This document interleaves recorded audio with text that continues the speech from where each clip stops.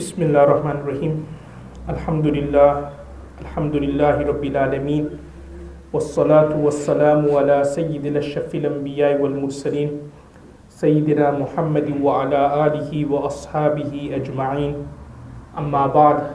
Fa'udhu billahi minash shaitanir rajim. Bismillahir Rahmanir Rahim. The topic which we are going to look at in this week's Dars Hadith is a very, very important topic. And it is important because many brothers, many husbands do not know or are unaware of the ramification of this topic. Many brothers, many couples are unaware of the consequences and the situation of this topic.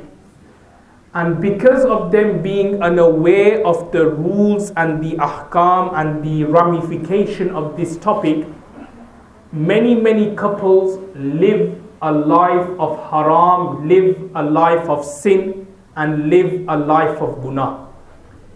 And the topic which we are going to look at today is regarding the topic of talaq and the topic of divorce in Islam.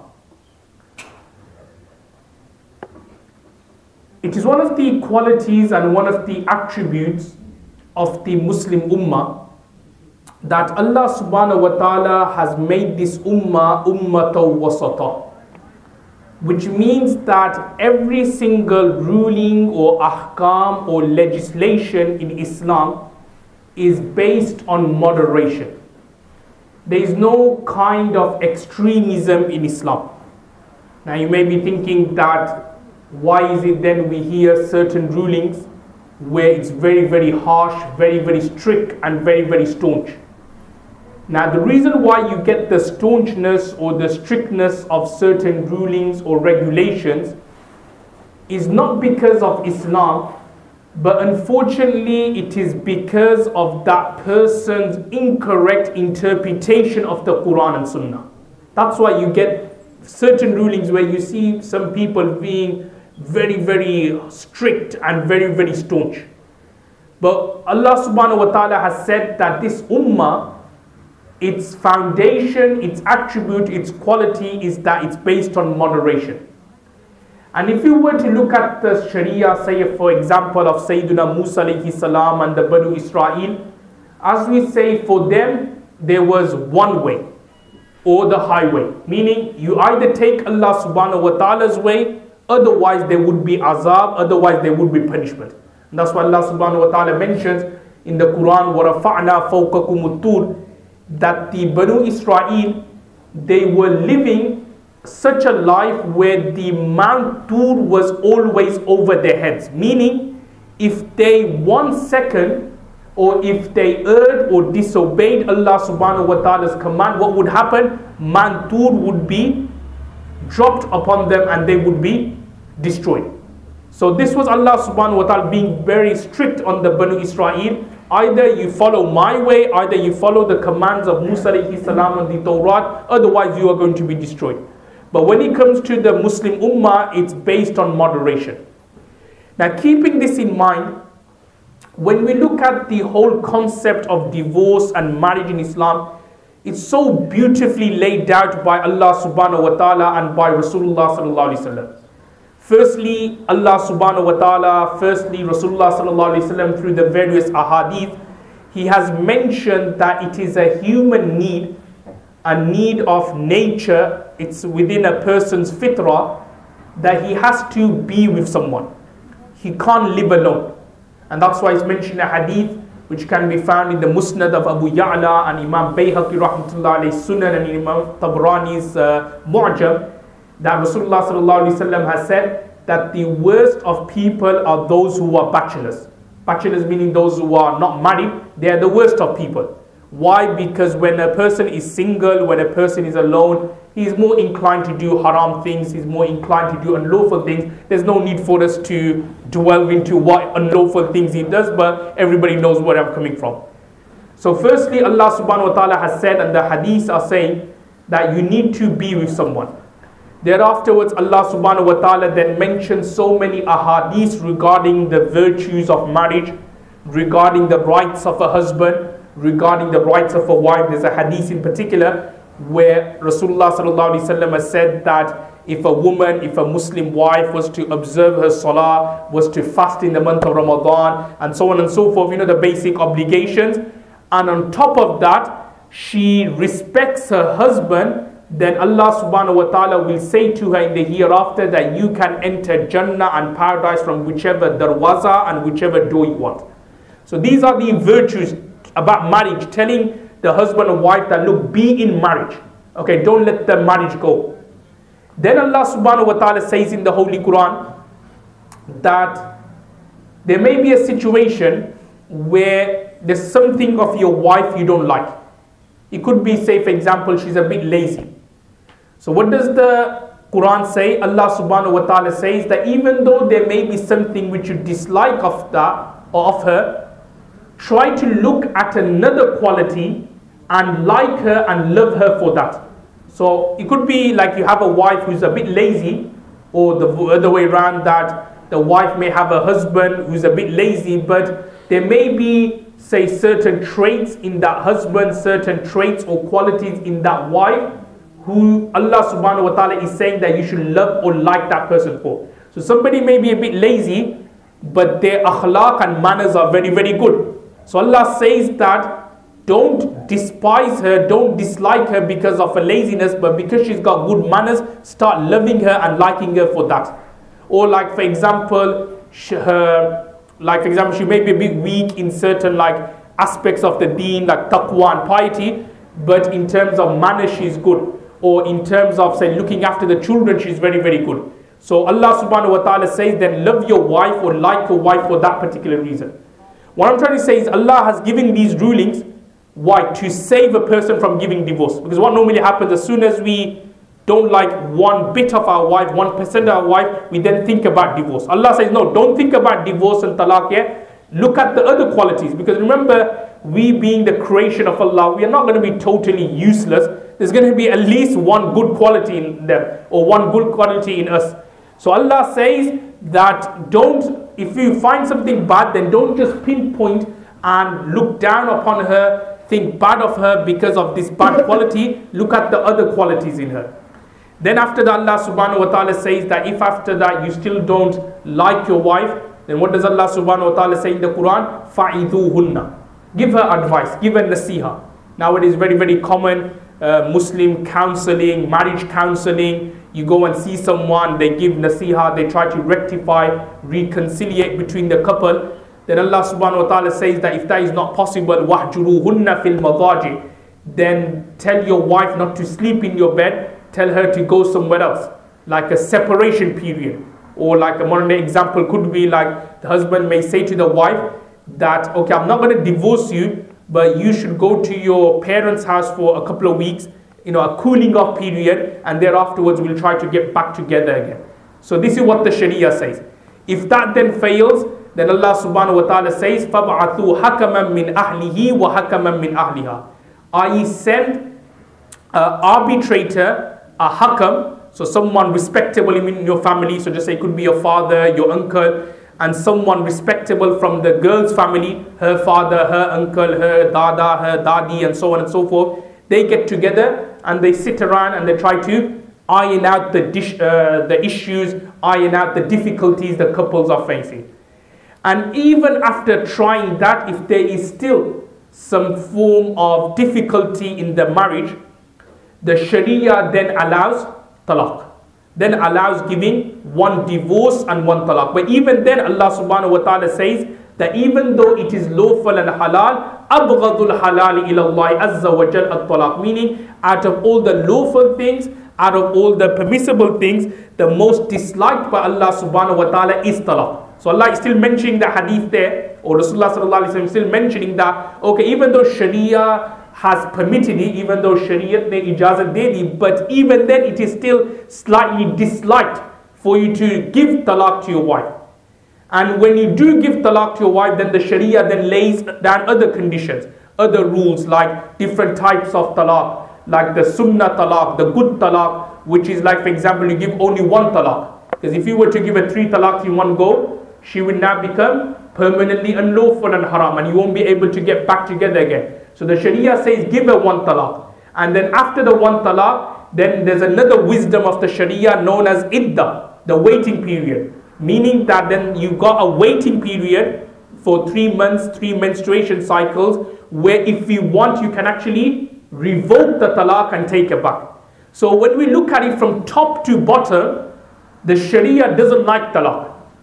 Allah subhanahu wa ta'ala doesn't like talaq. Rasulullah sallallahu alaihi wasallam does not like talaq. That's why there's always options there to take your wife back. Even though you may have given her 1 talaq, the Sharia still says that there's that waiting period, there's that iddah within the 3 menstruation cycles, within the 3 months, that you can take your wife back, you can do ruju of the talaq, so that you can, keep the marriage intact. So what we can understand is that the Sharia despises talaq. And we can see the reasons why. There's no need for us to look at any books or any tafsir. Just look at the society now, broken families. We see like where a husband has divorced his wife and the mother is raising the child, illa mashallah, except a few cases, but many of them, unfortunately, we see that the child then grows up, he then becomes wild because he doesn't have that tarbiyah from his father. He doesn't have the upbringing from the father. So we then see the child then becoming wild, starting doing this, getting into crime, getting into petty things, and so on and so forth.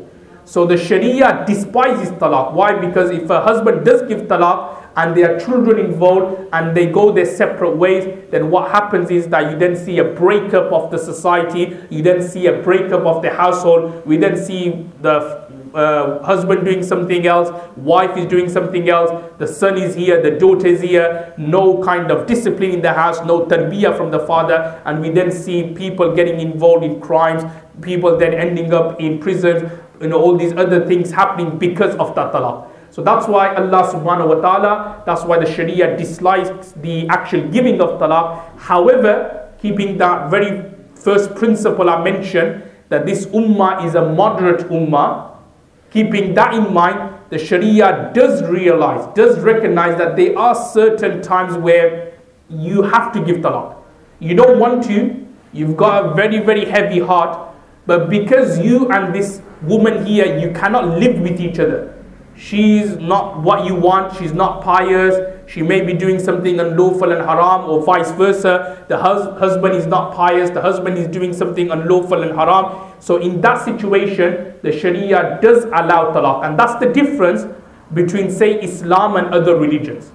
Because there are certain religions where actually talaq is prohibited.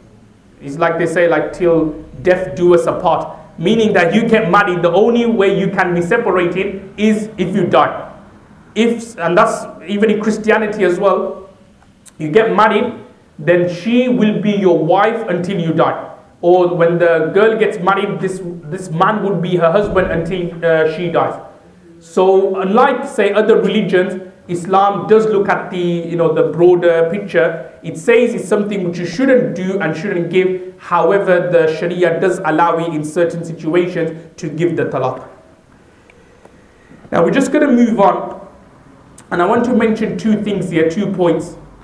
One is there are 3 types of talaq, and then we're going to look at, in terms of alfaz, in terms of words, there are 2 categories or 2 types of talaq and divorce.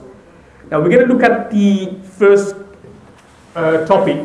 Now in general, there are 3 types of talaq which can be found in the books of hadith and in the books of fiqh.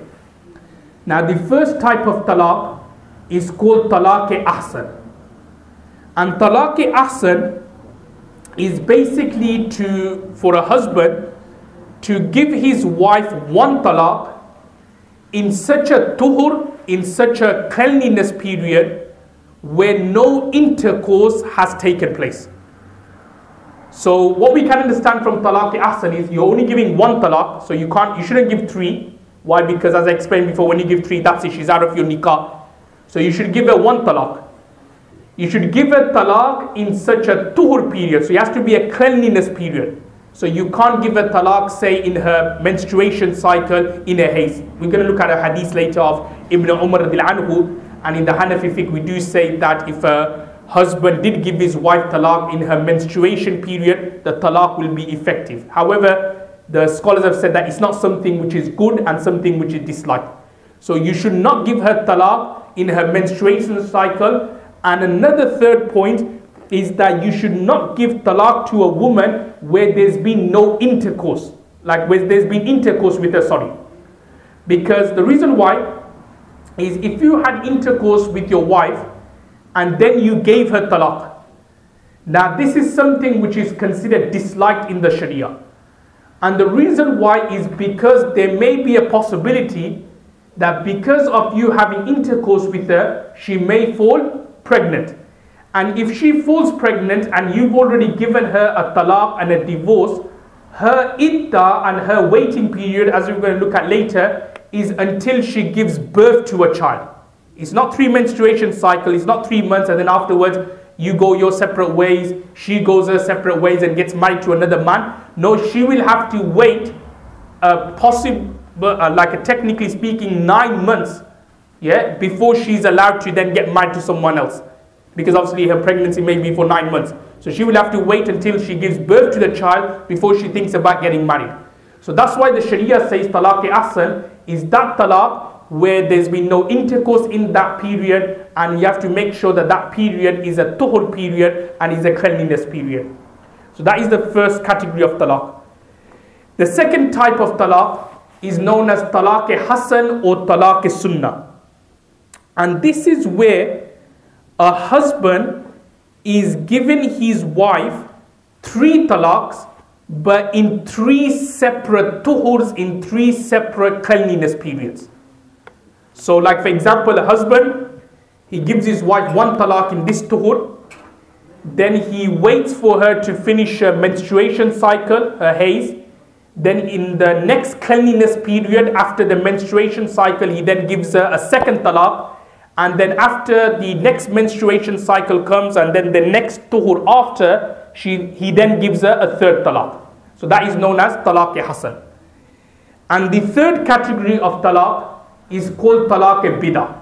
And we look at this in a bit more detail later. Talaq-e-bid'ah or talaq-e-haram is basically giving 3 talaqs in one go, or 3 talaqs in her menstruation cycle, talaq in anger, these kind of categories of talaq, which inshallah we will look at later. But in the Hanafi fiqh, as I mentioned before, and this is also the opinion of other imams like Imam Malik, Imam Shafi, Imam Ahmad, that even though to give 3 talaqs in one go, even though to give 3 talaqs in anger, or to give talaq in her menstruation cycle is something which is unlawful, the action itself is unlawful. However, talaq waqi ho jayegi, i.e. the effect of the talaq will happen, i.e. the 3 talaqs will occur, the 3 talaqs will take place. So this is general 3 talaqs, the categories of 3 talaqs. Now this then takes me on to the next point which I want to mention, which is a bit more important here, is that in terms of alfaz, in terms of words, there are 2 main types of talaq. And from the 2 main words or types of talaq, you then get 2 different rulings. Now in terms of alfaz and words, as I was saying, that there are 2 categories of talaq. One is called talaqus sarih, like clear words of talaq, and the second is called kinaya, ambiguous words of talaq.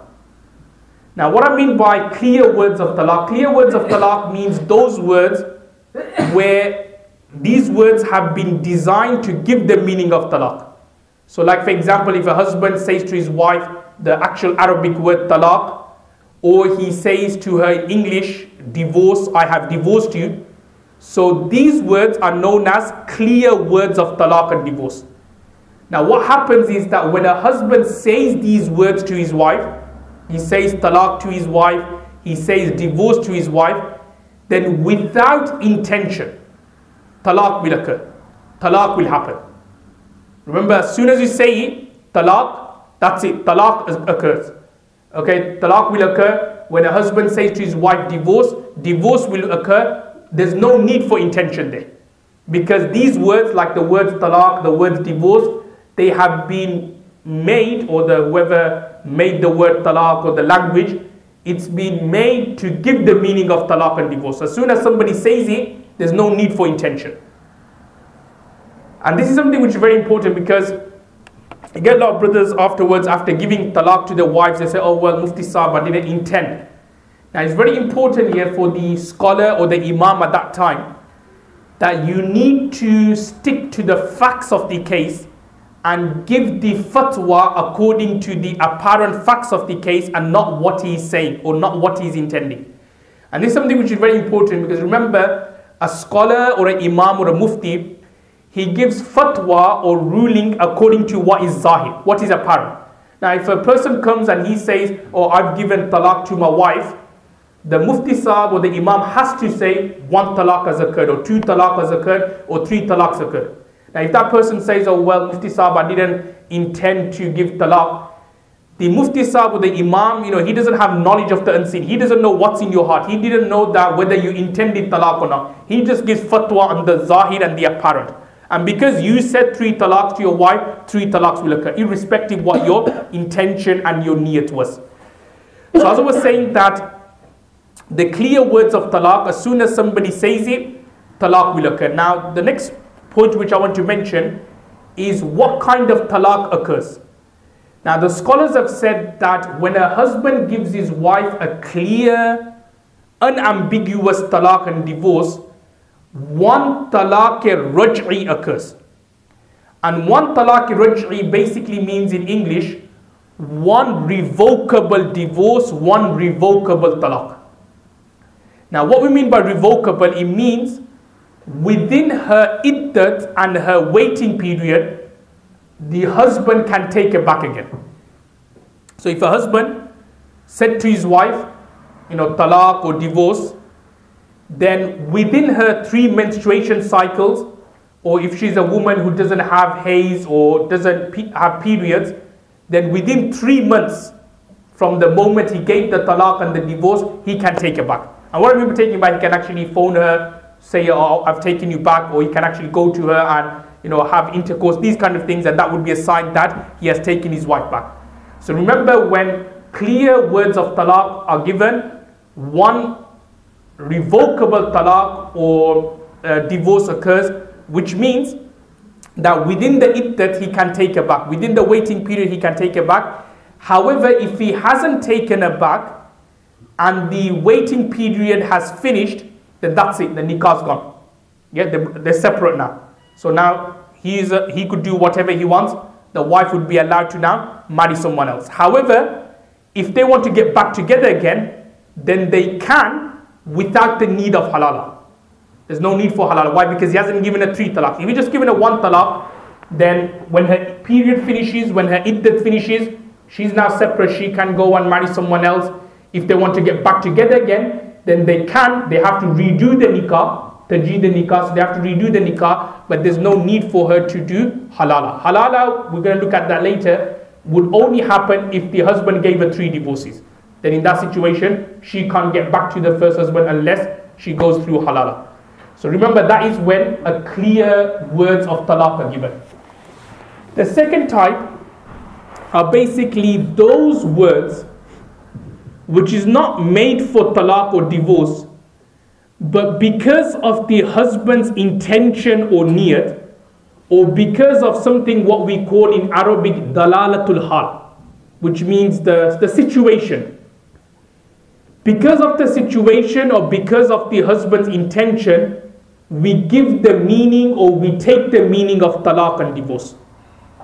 So just say, for example, husband and wife, they were involved in an argument, and then the husband says to his wife, get out, or get lost, or these kind of words, or goes like tu ja, or go to your parents' house.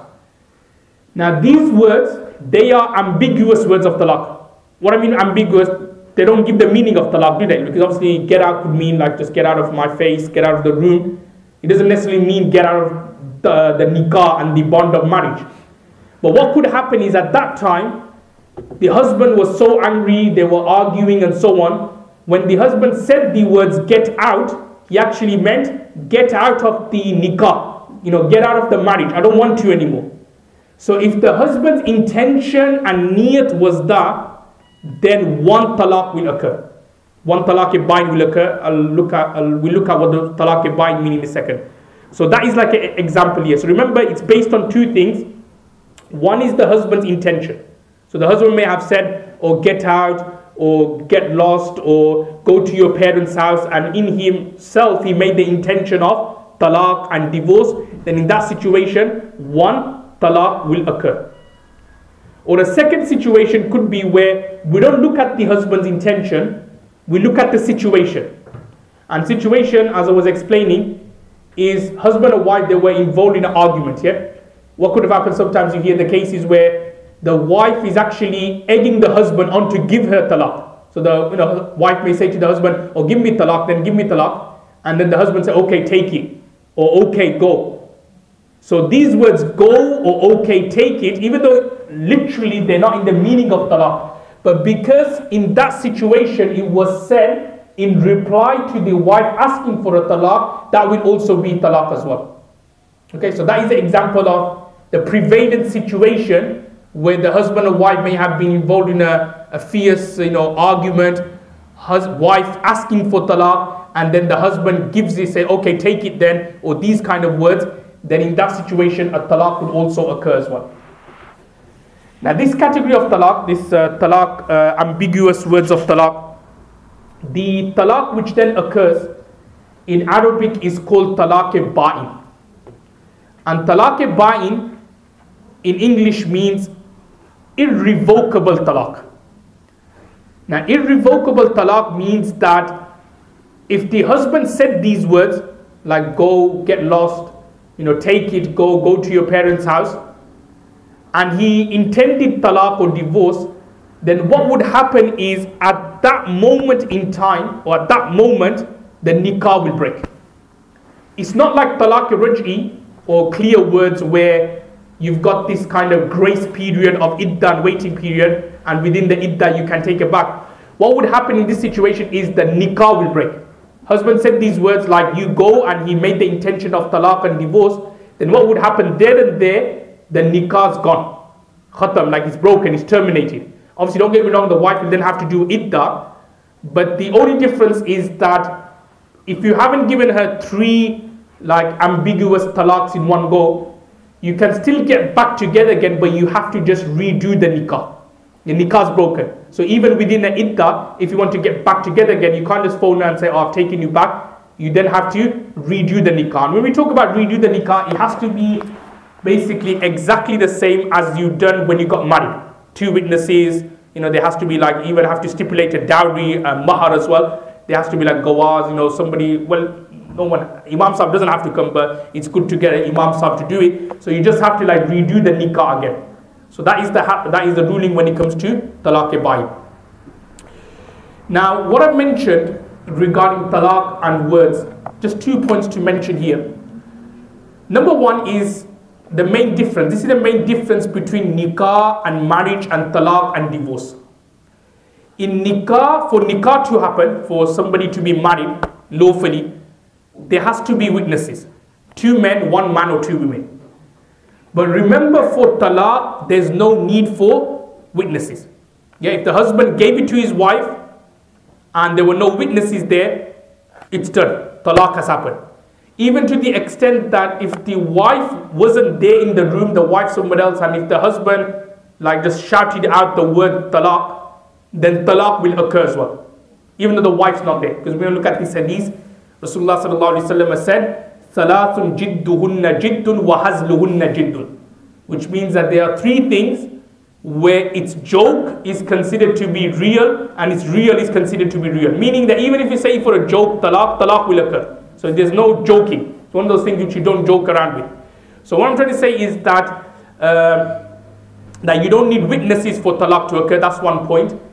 And the second point which I'm going to mention, a contemporary ruling here, masla here, is that the same way talaq occurs verbally, talaq can also occur through tahreeri as well, through written. And I'm just going to touch on this ruling, a kind of contemporary issue regarding giving talaq through text messages and emails and so on and so forth. Now remember, when it comes to writing talaq, there's two things here to remember. If somebody on a piece of paper just wrote the word talaq, so on a piece of paper he wrote the word talaq. Now by him just writing the word talaq without addressing it to his wife, he didn't say, just say his wife's name is Zainab. So he didn't say Zainab or oh Zainab, I have given you talaq. He just wrote talaq on the piece of paper. Then the ruling in that situation will be that talaq will only occur if he intended his wife. If he didn't intend his wife, then talaq will not occur. Because sometimes what happens, even like scholars or imams, when they're writing a masla, they write the word talaq on the paper. But obviously they don't intend their wives. So in that situation, talaq will not occur. However, if on the paper he wrote, oh Zainab, I have given you divorce, I have given you talaq, and then at the bottom he signs it, then in that situation, one talaq will occur. So even though he hasn't said it verbally, but by him writing the talaq on a piece of paper, then what would happen? One talaq will occur. Now going back to what I was explaining regarding text messages and emails and so on. Now if somebody on the computer screen or on a laptop screen, he just typed the word talaq, or on his phone he just texted the word talaq, and he just left it there on the screen. Now in that situation, the ruling will be, if he intended his wife, talaq will occur. If he did not intend his wife, talaq will not occur. If say on the computer screen or on the laptop screen or on the text message, he wrote, oh Zainab, I have given you talaq, then talaq would occur. Because obviously he wrote his wife's name there. Now going back to the first point, if he just wrote the word talaq on the screen or on the text message, he wrote the word talaq, and then he pressed the send button, and then he sent it to his wife, or his wife's email, or to his wife's mobile phone, then in that situation talaq would occur. Because by you sending it to your wife, you go scrolling down the number or the contacts, and then you choose your wife's name, and then you press the send button. So now it's considered that you've actually addressing it to your wife. The same way like you're writing before, oh Zainab, I have divorced you. You're like addressing to your wife. But here similarly, when you like send the text message, even though you just wrote the word talaq, but when you now then send it to your wife, then what would happen? It's as though that you've addressed it to her. So therefore a talaq will occur in that particular situation. So just keep these rulings in mind. Obviously there's some other rulings with regards to talaq, about 3 talaqs in one go, giving talaq in anger. Inshallah we'll look at that in the coming weeks. I'll just finish off with one hadith which can be found in the Musnad of Imam Ahmad, in Sunan al-Tirmizi, in Sunan Abu Dawud, narrated by Thawban, that Rasulullah sallallahu alaihi wasallam said, Ayyuma imra'atin, whichever woman, sa'alat zawjaha talaqan fi ghayri ma bas. So whichever woman asks her husband for talaq, for divorce, without any reason, just asked the husband for talaq and divorce, Rasulullah sallallahu alaihi wasallam says, فَحَرَامٌ عَلَيْهَا رَائِحَةُ الْجَنَّةِ, the fragrance of Jannah would be made unlawful and haram for her. Now we look at this inshallah later on in next week, inshallah, a bit more detail regarding khula, fasq nikah, termination of marriage. But the Sharia does allow the wife to ask for talaq, or to actually go to these kind of Sharia council. But you have to be careful which Sharia council you go to. Nowadays you get so many, na'udhu-billah, unfortunate or dodgy Sharia council, just without asking the husband, just give talaq to the wife. So that is wrong. So you have to make sure that you go to the right Sharia council or right group of scholars or imam who can do fasq nikah and cancel the marriage. But we're going to look at later, if the wife goes without any reason, then that is totally haram and totally impermissible. However, if she goes for a particular reason, a valid reason, like for example, the husband is doing zulm upon her, husband not fulfilling her rights, not giving her any maintenance, any nafqa, not giving her a house to stay, these kind of things, or telling her to do bad and unlawful things, then in that situation, the wife could actually ask for a divorce and a talaq. She can actually go to a Sharia council and get a cancellation of the marriage. However, without any reason, unfortunately, you hear some cases where they get married, and a few weeks into the marriage, the wife turns around and says, I don't want to be with you anymore. just without any reason. So for that, that's the hadith here. That a woman who asks for talaq without any reason, Rasulullah sallallahu alaihi wasallam is saying that such a woman would not smell the fragrance of Jannah and paradise. May Allah subhanahu wa ta'ala give us the tawfiq to act on what's been said. Wa akhiru da'wana alhamdulillahi rabbil alamin.